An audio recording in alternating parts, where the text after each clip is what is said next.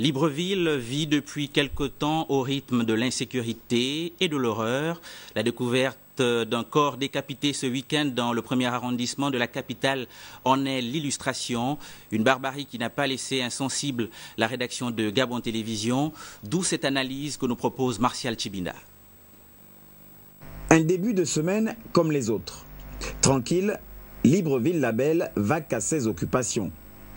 Difficile, non. Impossible d'imaginer que la veille, un fait inédit a marqué à vie la conscience collective. Le gouvernement a été informé ce dimanche 27 septembre 2015 de la découverte macabre d'un corps sans vie dans le premier arrondissement de Libreville.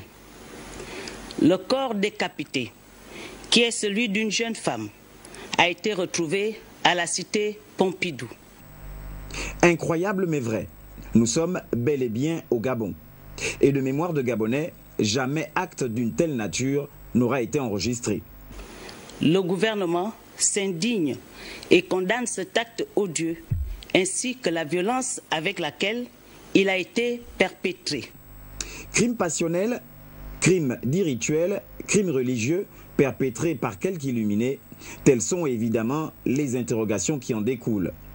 La seule certitude aujourd'hui, c'est que Libreville acquiert de manière exponentielle les caractéristiques d'une grande métropole avec une croissance démographique tout aussi exponentielle ces 20 dernières années.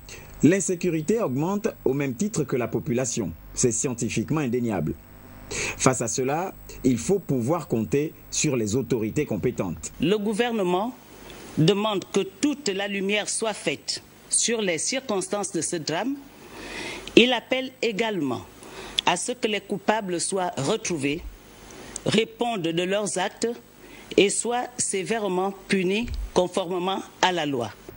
Mais que peuvent les autorités sans une prise de conscience individuelle, depuis l'autorité des parents au choix plus judicieux des distractions, notamment les escapades nocturnes? Aux responsables de cette inhumanité, souvenez-vous de cette réplique désormais culte, Dieu nous regarde.